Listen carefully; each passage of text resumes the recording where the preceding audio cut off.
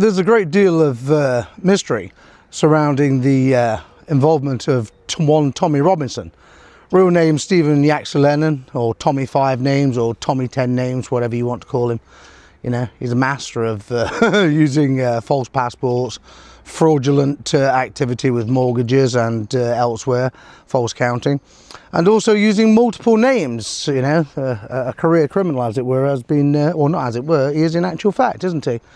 You know, has been lionised as some sort of lion. Well, I can tell you this, there are no pacts between lions and men, and Tommy is not a lion. He barely qualifies as a man, quite frankly. But in truth, why did Tommy Robinson join the British National Party? Well, there was no one else, he perceived at that time, to represent what he believed was the Islamic takeover of Britain. So he thought to give the British National Party a go. And of course there's the now notorious or legendary picture of him at a BNP meeting in Luton, at which one Richard Edmonds was speaking to the BNP membership and supporters, not all members. And so, true to form, even though he was just a member, a largely inactive activist, quite frankly, a man of no account, held no rank whatsoever in the British National Party, he demanded that his black friends, or black mates in it, bruv, be allowed into BNP meetings, and they were refused. And the problem with Tommy is that because he's actually left-wing and not at all racist, that is a false allegation against him. I won't give vent to false allegations. My name's not alias Tommy Robinson. That's what he does, and his brainless fanboys and fangirls. They're also brainless, equally so. And so in truth, Tommy had a little tantrum, didn't he? Because his ego even then was gigantic, totally out of place with reality. Because I've spoken to people in BNP Bedfordshire and also in the southwest who finally had to put Tommy and his little thugs back in their place, quite frankly. And he was regarded as having no real talent, no real significance in the BNP whatsoever. And therefore he was not granted any form of seriousness or any position, title or rank. But that in itself was, you know, irrelevant to Tommy. No, he believed he had the right to dictate to the British National Party that it should change its constitution and its entire membership policy just to accommodate little Tommy and his football hooligans. And that's all they were. Let's be honest about it. They were football hooligans involved in the narcotics business. That is a proven fact, not opinion. He was a football hooligan involved in narcotics. The British National Party, quite frankly, would never have promoted anyone like him to a senior position, having learned its lesson from the early 1990s when it allowed all and sundry to join the party, and they caused so much damage. Read the split 93-94, we know all about that, I've covered it. But true to form, Tommy of course had an epic rant about it and said that the BNP were not allowed. That's right, Tommy, little King Tommy, thought he was running Luton, and he ordered the BNP not to operate anywhere in Luton and Bedfordshire. And so, contrary to all the drivel spouted by Tommy and the not so menacing or unmenacing Gurmit Singh, Amit Singh, whatever he wants to call himself, another career criminal, just a bit of fraud in it, bruv, you know, another cocaine user, and armed robber. Oh, the list of criminality is endless with these people. Endless with these people. Why on earth do you think the British National Party didn't want to embrace them? It was a political party trying to win elections, not inviting football hooligans with a penchant for cocaine and violence into the ranks so they could wreck everything. And that's all Tommy had to offer the BNP. So when his offer, or more to the point, his demand, was refused by the local leadership and reinforced by the party leadership under Griffin, he thought he could dictate to the BNP and order them not to operate anywhere in Bedfordshire. So, contrary to the fantasies that he spins with Amit Singh, Kermit, or could call him Kermit. If I call him Kermit, you know I'm talking about Gurmit Singh. So, contrary to the fables that he spins with Kermit, about how they've been out there and fought ethno-nationalists all over the place. They've never done anything of the sort. Never done anything of the sort. And in the later battle they had with the infidels, they got hammered, quite frankly. They were classed as being far right, racists and fascists, according to Tommy and Amit and all the other lefties that they hooked up with. We'll get to that one in a minute. And so the first stint of betrayal, which proved Tommy's leftism, quite frankly, was this diktat to the British National Party not to operate anywhere in Bedfordshire, and if they did, he'd close them down with his black and white minstrels, his football hooligans, quite frankly, all coked up, no doubt. And so what really happened was this: BNP Bedfordshire rallied other branches, particularly in the southwest. The Bristol activists in particular were most keen to tackle Tommy and his football hooligans, and so they travelled over to to Bedfordshire, into Luton, to have a word with Tommy and his little hooligans, or his hoolie fans as they were at that time and still are. And what happened was, little Tommy and his hoolie fans backed down. That's the truth of the matter. The BNP in Bedfordshire was reinforced by BNP Southwest, primarily from Bristol. They went in there and they put an end to Tommy's little terror campaign against the BNP. So Tommy, in essence, betrayed nationalism from the get-go, from the outset. He betrayed his own people in favour of black football hooligans, all snorting cocaine, sniffheads, quite frankly. This is the low moral character of the person that we're dealing with. He's just a low-life junkie, quite frankly. How anybody could actually worship that con man, it absolutely beggars belief. But the simple truth is, in a population that's so heavily dumbed down, it's hardly surprising, is it, when the mainstream media presents a little con man like Tommy Robinson. Goodness knows how many other names he uses. Perhaps you should ask him. You won't get a straight answer, obviously. You won't even get any audited accounts. We'll get to that later. And so that's the truth of how Tommy was jettisoned from the BNP, and his attempt to scare them into silence and stop them from operating was stopped very definitively. And he can spin whatever lies he wants, because we know Tommy lives in a dream world. He's a clown, quite frankly. And Kermit's an even bigger clown. We know who Kermit is, don't we? Yeah, he's from the Muppet Show. That's what Tommy's leading, a Muppet Show. He's Chief Muppet leading a Muppet Show. Dan Wootton's become one of his chief Muppet cheerleaders, quite frankly. It's laughable. A News International criminal. You know, the criminality, it's just everywhere. It's endemic. In fact, it's an epidemic of criminality around Tommy Robinson, particularly fraud, grifting and cocaine use, all of which are criminal offences, I might add. So, let's go forward to the English and Jewish Defence League. Sorry, that was amended, wasn't it? To English Defence League. This is where his Zionism came into play. At what point he was recruited by the Zionists, only Tommy can really explain that, can't he? He's been working for them ever since Ezra Levant. We know this for a fact. It's quite obvious when he was released from his pantomime prison sentence. He went straight to see Ezra to do an interview instead of meeting his family first. That tells you where Tommy's priorities lie, doesn't it? And so the English Defence League, yes, he quit in a haze of publicity, all generated by the mainstream media, of course, which he claims is against him. But not so. Not so at all. Because like fake Farage, they're talking him up around the clock. And so he hooked up with the Quilliam Project, and also Hope Not Hate, went out for lunch with Nick Lowles, of all people, several times. Bearing in mind, Jada Franson has also told us that he later had a special branch handler, and this man's portrayed as anti-establishment. Well, he is for dumbos, quite frankly. Tommy's anti-establishment for dummies, quite frankly. That's all there is to it. And you've got to be completely stupid to swallow any of the nonsense about him being anti-establishment. And so he betrayed the English Defence League, denounced them all as racists and fascists, no less. Oh yes, just like a Leninist, Trotskyist, Marxist, Communista, you know?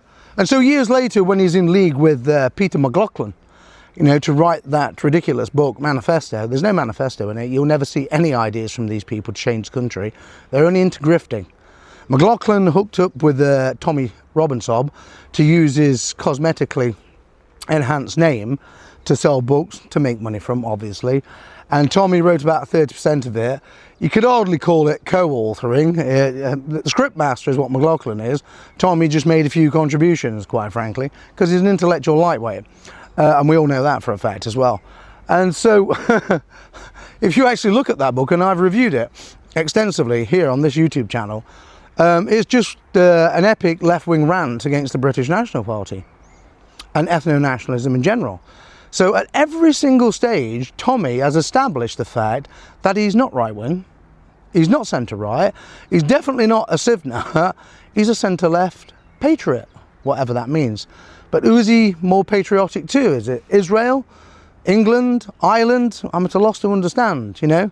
The man has explained in the past that, you know, he's descended, immediately descended from Irish Fenians, quite frankly, and that he's proud of it, and that the British establishment, yes, that's right, the so-called British establishment, are dealing with a Fenian rebel, and these dumbass Englishmen, yeah, with their flags of St. George, are following this Fenian rebel owned by a Zionist grifter.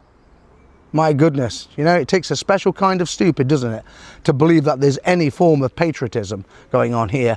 And as for describing this man as a nationalist, you must be living in a realm of fantasy. A bigger realm of fantasy in actual fact than Prevent, with its cultural nationalism nonsense, civic nationalism, yeah? You know, they've just been described as extreme right-wing. Absolutely laughable. They barely even qualify as centre-right.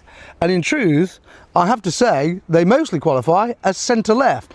But because Prevent and Keir Starmer and all these left-wing factions are so far to the left, they can actually perceive the centre-right people, like Tommy Robinson and Carl Benjamin. That's right, Carl Benjamin, another centre-right grifter. Yeah? Sorry, centre-left grifter, using the left-wing lexicon to smear and attack nationalists, whilst aping nationalist ideology on cultural, I could have put it, survival, for want of a better description. You can call it a whole manner of things, but it really is just cultural survival that we're talking about with nationalism, because we are under a massive threat of eradication, quite frankly. I suppose that puts me right up there in tier 2 category with Prevent. Not that I could actually care. They're all Marxist, brainwashed by the most evil ideology that has ever disgraced this earth. An ideology that has killed more people than cancer, quite frankly. I don't justify myself to left-wing extremists of any description. So, and that includes Tommy Robinson. Although he's not a far-left extremist, he's certainly centre-left. At every stage, Tommy has proved his leftism, not rightism. He's not a righty, he's not on the right, absolutely not. Just look at the language you used last week, ranting about the BNP again, ranting about ethno-nationalism and nationalism in general, and referring to them as the real far right. Innit, Governor? Give me some free money from the free money tree, dummies. And they do, obviously, don't they? And this is the point that I'm making. He betrayed the right-wing British National Party. He went on to betray the right-wing English Defence League, which was not as right-wing as the BNP.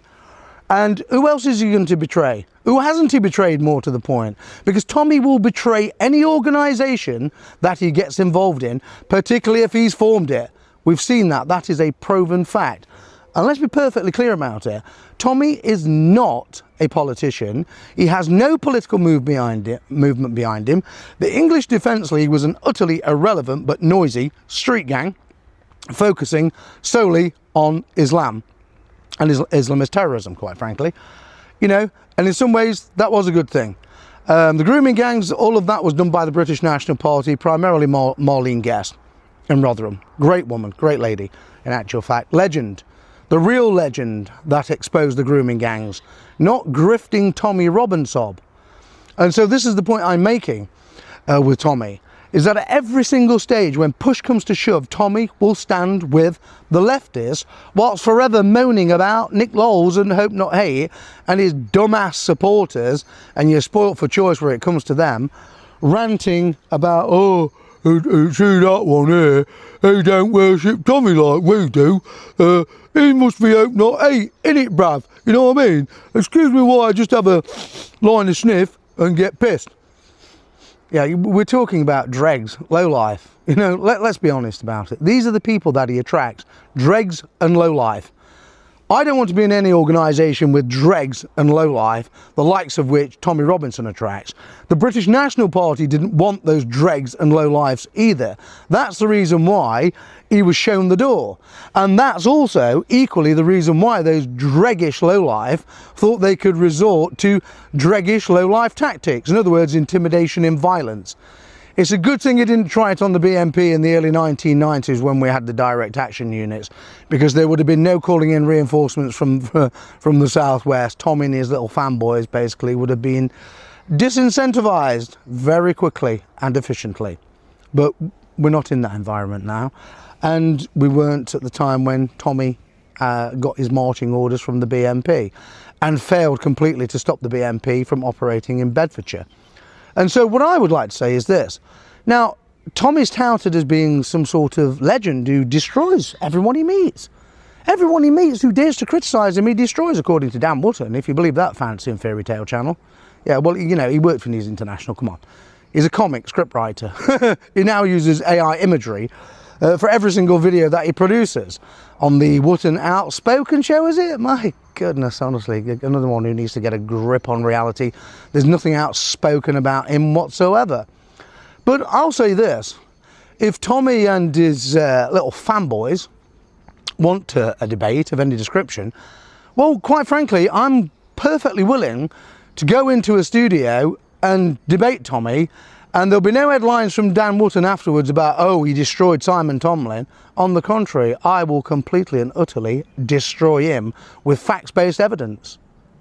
So if Tommy wants to have a go, quite frankly, using his parlance, that's his terminology, his lingo, in it brav, if he wants to have a go, if he wants to come and face me in a studio debate, he's perfectly welcome to try it. I absolutely guarantee you, I will wipe the floor with him. Anytime he wants it, and I absolutely assure you this, Tommy will never face off against me in any studio debate, because he knows perfectly well he'll get wiped out, quite frankly, totally and utterly cleaned up. Not cleaned up in a good way, cleaned off the floor, or maybe I won't clean him off the floor. But, you know, the point I'm making is, one of the things I'd like to ask him is about the litany of death threats, harassment, stalking, abuse, that his fanboys and fangirls have been involved in against me and many other people, Lucy Brown, Mark Heath, for example. These are just some of the notables. In fact, there was one guy last week, Marcus Glenn, in actual fact, who told me about how he'd been intimidated, harassed and smeared by the Tommy Robinson Thug Club. Yeah, well, this is what they do. They think they can pick on people. Made a big mistake picking on me. I promise you, a big mistake trying to pick on me. I've dealt with Red Action and Class War. Tommy Robinson and his little fangirls, that's what his fanboys are, the little fangirls, you don't scare me in the slightest. So I can go to a level you will never go to. Never go to. And one of those levels I can go to is taking you on in debate. There are other ways I can deal with them as well, in actual fact, which they're not prepared to go down to, because they're all plastic gangsters, innit, Governor? They're not the real thing, they're plastic. They barely even qualify as, I guess you could say, transparent plastic. Well, they're all transparent, without a doubt. But certainly, if in the interests of transparency, if he wants to be transparent, he can bring the audited accounts with him right back to 2017, when we first asked him for audited accounts. And that includes all the false accounting his wife's been involved in. And he can explain it to us, and he can also clarify definitively the allegations regarding the 42,000 raised in the name of Peter Lynch, because we all want to know what really happened to that money, because we know for a fact that urban scams fairy tale about the Lynch family didn't want the money is just that, it's a fairy tale. So if Tommy wants to come and explain these things to me, and first and foremost he'll have to explain the litany of threats that his fanboys and fangirls have made against anyone who dares to criticise him. Death threats in particular, very nasty, very unpleasant. I don't ignore death threats. Be in no doubt whatsoever, I do not ignore them. I action them every single time. No one is ever going to make a death threat against me and get away with it. I can tell you that for a fact. I don't care who they're connected to. Is that perfectly clear? And that's something else I want to make clear to Tommy Robinson, is that if these death threats continue, then I'm not actually going to deal with his fanboys. I'm going to hold him directly responsible for the threats, because at every single stage he's endorsed the people making those threats. And so therefore we must assume quite clearly that said threats are made on his behalf with his tacit consent, and he's not bothered about them, and that's why he always defends the scumbags making these threats. And we also have to ask another question, is why none of them ever get arrested? Maybe the bent coppers can explain that one. I mean, spoilt for choice with them as well, aren't you? I mean, there's so many bent coppers, take your pick. We're in a country infested with them, yeah? So, and some of them are now coming out, aren't they, on these podcasts to explain, oh, I always agreed with Tommy Robinson, innit, Gaffner? And I read his book, you know, his semi-literate troll trope, and I always agreed with it because I'm also a semi-literate troll, innit, brav? You know, I was only masquerading as a protector of the public. Yeah, absolutely. That's what I think of them, quite frankly. I don't care what they think. It's of no concern to me whatsoever. But we are seeing that very clearly, the extent, yeah, of the bent coppers who have actually aided and abetted the centre right. So if Tommy wants to come and explain himself, or to have, you know, even a polite, moderate debate, yeah, I'm game for it. Whenever he is, yeah, absolutely, let's do it, you know. But I can absolutely assure you, I've challenged him several times in the past. I've done the same thing with fake Farage as well, another one who's made to look good because he's never given any form of contest whatsoever. And the press just give him a free pass every time. Nobody really challenges him. None of them will come forward. Not one of them. All they do is reach for the block button.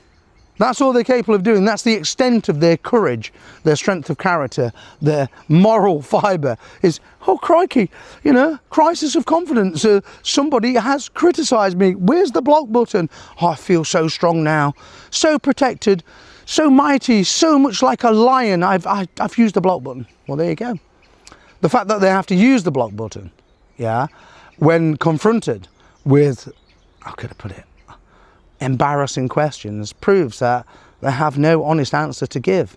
And so therefore the people who say you should face off against Tommy Robinson, yeah, absolutely, I'd love to, but it won't happen because he's a coward, a liar, a grifter and a junkie.